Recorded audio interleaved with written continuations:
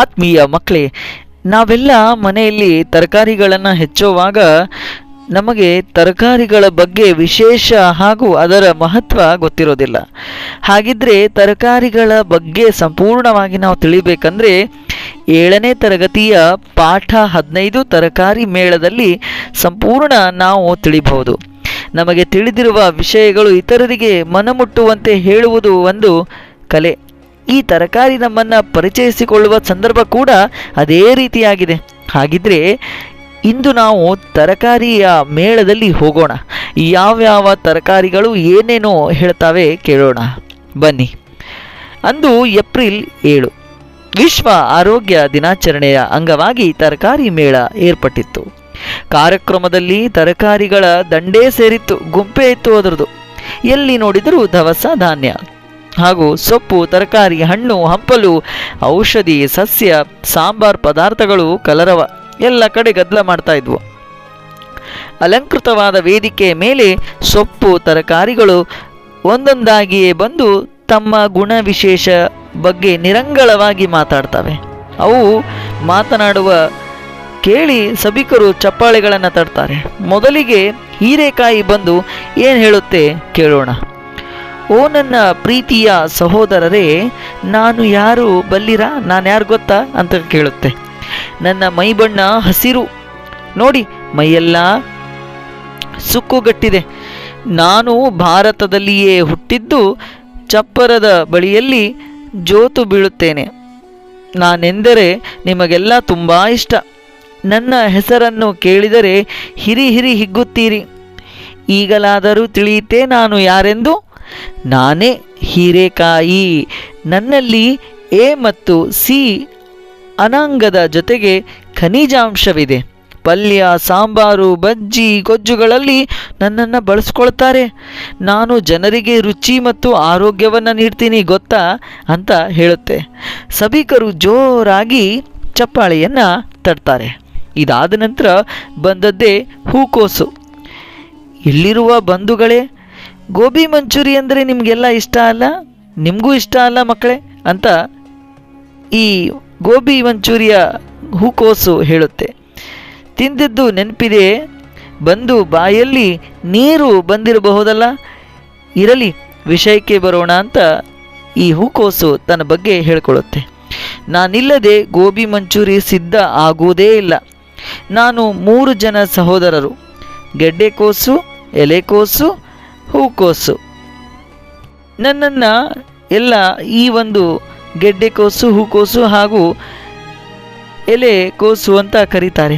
Soup ಮಾಡಲು, ಹುಳಿ ಪಲ್ಯ ಮಾಡಲು, ಪರೋಟ ಮಾಡಲು, ಗೋಬಿ ಮಂಚೂರಿ ಮಾಡಲು, ಪಕೋಡ ಮಾಡಲು ನನ್ನನ್ನು ಬಳಸ್ಕೊಳ್ತಾರೆ. ಅಡುಗೆಗಳಿಗೆ ನಾವು ಬೇಕು. ನನ್ನ ಸೇವನೆಯಿಂದ ರಕ್ತ ಶುದ್ಧಿಯಾಗುತ್ತೆ, ಚರ್ಮ ರೋಗವಿದ್ದರೆ ದೂರ ಆಗುತ್ತೆ. ನಿಮ್ಮ ಸೇವೆಗೆ ನಾನು ಸದಾ ಸಿದ್ಧನಾಗಿರುತ್ತೇನೆ. ನನ್ನನ್ನು ಸೇವಿಸಿ ಆರೋಗ್ಯದಿಂದಿರಿ ಅಂತ ಈ ಹೂಕೋಸು ಜನರಿಗೆ ಸಂದೇಶವನ್ನು ನೀಡುತ್ತೆ. ಇದಾದ ನಂತರ ಎಲ್ಲರಿಗೂ ಅಡುಗೆ ಮನೆಯಲ್ಲಿ ಬಂದು ಥರ ಇರುವಂತಹ ಈರುಳ್ಳಿ ಮುಂದೆ ಬರುತ್ತೆ. ಈರುಳ್ಳಿ ಅಂದರೆ ನಿಮ್ಗೆ ಗೊತ್ತಲ್ಲ, ಉಳ್ಳಾಗಡ್ಡಿ. ಎಲ್ಲರಿಗೂ ನಮಸ್ಕಾರ. ನನ್ನನ್ನು ನೋಡ್ತಿದ್ರೆ ಕಣ್ಣು ಮುಚ್ಚಿಕೊಳ್ತಾರೆ. ಕೈಯಲ್ಲಿ ಮಾತ್ರ ಕಣ್ಣಿನಲ್ಲಿ ನೀರು ಬರುತ್ತೆ. ನನ್ನನ್ನು ಕೈಯಲ್ಲಿ ಹಿಡಿದಾಗ ಮಾತ್ರ ಎಲ್ಲರ ಕಣ್ಣಿನಲ್ಲಿ ನೀರು ಬರುತ್ತೆ. ನನ್ನ ತವರು ನೆರೆಯ ಚೀನಾ ದೇಶ, ಆದರೂ ಭಾರತದಲ್ಲಿ ವಾಣಿಜ್ಯ ಬೆಳೆಯಾಗಿ ಸ್ಥಾನ ಪಡೆದಿದ್ದೇನೆ. ನನ್ನನ್ನು ಇಂಗ್ಲೀಷ್ನಲ್ಲಿ ಆನಿಯನ್ ಅಂತ ಕರೀತಾರೆ, ತೆಲುಗಿನಲ್ಲಿ ಎರ್ರಗಡ್ಡ ಅಂತ ಕರೀತಾರೆ, ಇನ್ನು ತಮಿಳಿನಲ್ಲಿ ವೆಂಗಾಯಂ ಅಂತ ಕರೀತಾರೆ, ಮತ್ತು ಕನ್ನಡದಲ್ಲಿ ಉಳ್ಳಾಗಡ್ಡಿ ಅಂತ ನನ್ನನ್ನು ಕರೀತಾರೆ. ಈರುಳ್ಳಿ ಅಂತ ಕೂಡ ನನಗೆ ಕರೀತಾರೆ ಗೊತ್ತಾ ಅಂತ ಹೇಳುತ್ತೆ. ನನ್ನಲ್ಲಿ ಆರೋಗ್ಯಕ್ಕೆ ಅಗತ್ಯವಾದ ಸಿ ಜೀವಸತ್ವವಿದೆ, ಅಂದರೆ ಸಿ ವಿಟಮಿನ್ ಇದೆ. ಪಲ್ಯ, ಸಾಂಬಾರು, ಉಪ್ಪಿಟ್ಟು, ಕೋಸಂಬರಿ ಮುಂತಾದ ಅಡುಗೆಗೆ ನಾನು ಬೇರೆ ಬೇರೆ ಥರ ಸಹಾಯ ಮಾಡ್ತೀನಿ, ಬೆರೀತಾ ಹೋಗ್ತೀನಿ. ಆಹಾ ಏನು ರುಚಿ ಅಂತ ವೇದಿಕೆಯಿಂದ ಕೆಳಗೆ ಈ ಒಂದು ಈರುಳ್ಳಿ ಇಳಿದು ಹೋಗುತ್ತೆ. ಇದಾದ ನಂತರ ನುಗ್ಗೆ ಸೊಪ್ಪು ವೇದಿಕೆ ಮೇಲೆ ಬರುತ್ತೆ. ನುಗ್ಗೆ ಸೊಪ್ಪು ಅಂದರೆ ನುಗ್ಗೆಕಾಯಿ. ಹಿರಿಯರೇ, ವೈದ್ಯರು ತರಕಾರಿಯ ಜೊತೆಗೆ ಸೊಪ್ಪು ಬಳಸಲು ಹೇಳಿರುವುದು ಕೇಳಿರಬಹುದಲ್ಲ. ನಾನು ಮರದ ಮೇಲೆ ಇರುವವಳು, ಸೊಪ್ಪಿನ ಜೊತೆ ಕಾಯಿಯನ್ನು ನೀಡುತ್ತೇನೆ. ಯುಗಾದಿ ಹಬ್ಬದಲ್ಲಿ ನನ್ನನ್ನು ಬಹು ಪ್ರೀತಿಯಿಂದ ಕೊಂಡೊಯ್ಯುತ್ತಾರೆ. ನನ್ನನ್ನು ಖರೀದಿಸಲು ನುಕ್ಕಲು ನಿಂತಿರ್ತಾರೆ. ಆಹಾ, ತಿಳಿಯಿತೆ ನಾನು ನುಗ್ಗೆ ಎಂದು. ನನ್ನನ್ನು ಪಲ್ಯ, ಸಾಂಬಾರ್ ಮುಂತಾದ ಅಡಿಗೆಗಳಿಗೆ ಬಳಸ್ಕೊಳ್ತಾರೆ.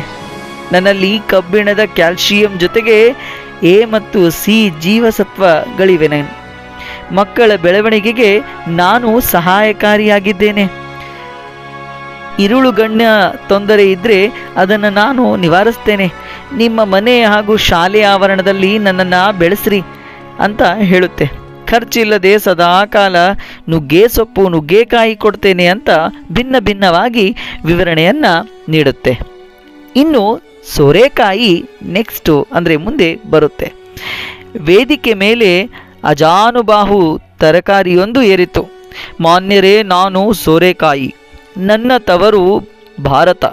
ಹುಳಿ, ಕಡುಬು, ಪಲ್ಯ, ಉಪ್ಪಿನಕಾಯಿ, ದೋಸೆ, ಹಲ್ವಾ ಮುಂತಾದ ಅಡಿಗೆಗೆ ನನ್ನನ್ನು ಬಳಸ್ತಾರೆ. ಹಲವು ಪೌಷ್ಟಿಕಾಂಶಗಳ ಕಣಜವೇ ಆಗಿದ್ದೇನೆ. ನಾನು ಬಲಿತ ಮೇಲೆ ನನ್ನ ಹೊಟ್ಟೆಯೊಳಗಿನ ಬೀಜಗಳು ಹೊರತೆಗೆದು ಬುರುಡೆಯಾಕಾರದ ಹೊರಕವಚವನ್ನು ಒಣಗಿಸಿ ತಂಬೂರಿ ಮಾಡಿ ಗೀಗಿ ಪದವನ್ನು ಆಡ್ತಾರೆ. ಸಂಗೀತಕ್ಕೆ ನನ್ನ ಕೊಡುಗೆ ತುಂಬ ಅಪಾರವಾಗಿದೆ. ಅಂದರೆ ಸಂಗೀತದ ಕೆಲವೊಂದು ವಸ್ತುಗಳನ್ನು ತಯಾರಿಸೋಕೆ ಸೋರೆಕಾಯಿಯನ್ನು ಬಳಸ್ತಾರೆ. ಇದು ನಿಮಗೆ ನನ್ನ ನಮನ ಅಂತ ಹೇಳಿ ವೇದಿಕೆಯಿಂದ ಕೆಳಗಿಳಿಯುತ್ತೆ. ಇದಾದ ನಂತರ ಬಂದ ಒಂದು ತರಕಾರಿ ಮೂಲಂಗಿ. ಇದರ ಮಾತು ಹೇಗಿದೆ ನೋಡಿ. ಇತರರ ಮಾತುಗಳನ್ನು ಕೇಳಿದ ಮೂಲಂಗಿಗೆ ತನ್ನ ಪರಿಚಯ ಮಾಡಿಕೊಳ್ಳುವ ಬಯಕೆ ಉಂಟಾಯಿತು. ಗೆಳೆಯರಂತೆ ತಾನೂ ವೇದಿಕೆ ಏರಿ ಮಾತನ್ನು ಆರಂಭಿಸಲು ಪ್ರಾರಂಭ ಮಾಡಿತು. ನನ್ನ ಹೆಸರು ಮೂಲಂಗಿ, ಬಣ್ಣ ಬಿಳಿ. ನನ್ನ ತವರು ಯುರೋಪ್ ಮತ್ತು ಏಷ್ಯಾ. ನನ್ನಲ್ಲಿ ABC ವಿಟಮಿನ್ ನನ್ನ ಹತ್ರ ಇದೆ. ಪಲ್ಯ, ಸಾಂಬಾರ್, ಮೊಸರು ಬಜ್ಜಿ ಬಳಸ್ತಾರೆ ಮಾಡಲು. ಕೆಲವರು ನನ್ನ ವಾಸನೆಗೆ ಘಾಟು ವಾಸನೆ ಅಂತ ಇಷ್ಟನೇ ಪಡೋದಿಲ್ಲ. ಇದರಿಂದ ನನಗೂ ಸ್ವಲ್ಪ ಬೇಜಾರಾಗುತ್ತೆ, ಬೇಸರ ಆಗುತ್ತೆ ಅಂತ ಹೇಳಿ ಅಲ್ಲಿಂದ ಕೆಳಗಿಳಿಯುತ್ತೆ. ಎಲ್ಲರೂ ಕೂಡ ಚಪ್ಪಾಳೆಯನ್ನು ತಟ್ತಾರೆ. ಇನ್ನೂ ಕೊನೆಯದಾಗಿ ಬಂದದ್ದು ಕೊತ್ತಂಬರಿ ಸೊಪ್ಪು. ನಾವು ಕೊತ್ತಂಬರಿ ಅಂತ ಹೇಳ್ತೀವಲ್ಲ, ಅದೇ ಎಲ್ಲ ಅಡುಗೆಗೆ ಬೇಕಾದಂತಹ ಒಂದು ಸೊಪ್ಪಂತ ಹೇಳ್ಬೋದು. ಹಿರಿಯರೇ, ಇತ್ತೀಚೆಗೆ ನನ್ನನ್ನು ಹುಡುಗಿಯರ ಜುಟ್ಟಿಗೆ ಹೋಲಿಸ್ತಾರೆ. ನನಗೇನು ಬೇಸರವಿಲ್ಲ, ಏಕೆಂದರೆ ನನಗೆ ಬಿಟ್ಟಿ ಪ್ರಚಾರ ಸಿಕ್ಕು ಖ್ಯಾತಿ ಪಡೆದಿದ್ದೇನೆ. ನಾನು ಹುಡುಗಿಯರಂತೆ ಲಲಿತ ಮೃದು, ಅಷ್ಟೇ ಹಿತ. ನನ್ನ ಹೆಸರು ಕೊತ್ತಂಬರಿ ಸೊಪ್ಪು. ನಾನು ಎಲ್ಲ ಅಡುಗೆಗೂ ಬೇಕು. ವಡೆ, ಉಪ್ಪಿಟ್ಟು, ಚಿತ್ರಾನ್ನ, ಬಾತು, ಸಾಂಬಾರು, ಪಲ್ಯ, ಮಜ್ಜಿಗೆ, ಒಂದೋ ಎರಡೋ ಎಲ್ಲ ತಿಂಡಿಸಿಗಳಿಗೂ ನಾನೇ ಬೇಕು.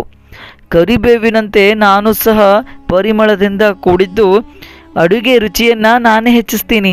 ನನ್ನಲ್ಲಿ ಅಧಿಕ ಪ್ರಮಾಣದ ಕಬ್ಬಿಣಾಂಶವಿದೆ, ನಿಮ್ಗೆ ಗೊತ್ತಾ ಅಂತ ಹೇಳುತ್ತೆ. ಕಬ್ಬಿಣಾಂಶವು ರಕ್ತಹೀನತೆಯನ್ನು ತಡೆಯುತ್ತೆ ಅಂತ ಹೇಳ್ತಾ ತನ್ನ ಮಾತುಗಳನ್ನು ಮುಗಿಸುತ್ತೆ. ಈ ಎಲ್ಲ ತರಕಾರಿಗಳ ಮಾತನ್ನು ಕೇಳಿದ ನಂತರ ಕಾರ್ಯಕ್ರಮದ ಅಂತ್ಯದಲ್ಲಿ ಜನರು ಆರೋಗ್ಯವೇ ಭಾಗ್ಯ ಅಂತ ತಿಳಿದುಕೊಳ್ತಾರೆ. ಹೆಚ್ಚು ಹೆಚ್ಚು ತರಕಾರಿಗಳನ್ನು ಕೊಂಡು ಮನೆಗೆ ತೆರಳುತ್ತಾರೆ. ತರತರಹದ ಅಡುಗೆಗಳನ್ನು ಮಾಡಿ ಊಟವನ್ನು ಮಾಡ್ತಾರೆ. ಆರೋಗ್ಯವಂತರಾಗಿ ಬಾಳ್ತಾರೆ. ವ್ಯಕ್ತಿಯ ಆರೋಗ್ಯದಲ್ಲಿ ದೇಶದ ಆರೋಗ್ಯವಿದೆ ಎಂಬುದನ್ನು ಸಾರ್ತಾರೆ. ಇದು ಎಲ್ಲ ತರಕಾರಿಗಳು ತಮ್ಮಲ್ಲಿರುವಂತಹ ಶಕ್ತಿಯನ್ನು ಪ್ರದರ್ಶಿಸುವಂತಹ ಒಂದು ಪಾಠವನ್ನು ಈ ಒಂದು ತರಕಾರಿ ಮೇಳದಲ್ಲಿ ತಿಳಿಸಲಾಗಿದೆ. ಮುಂದಿನ ಪಾಠದ ಜೊತೆಗೆ ನಾವೆಲ್ಲ ಮತ್ತೆ ಸಿಗೋಣ. ಧನ್ಯವಾದಗಳು.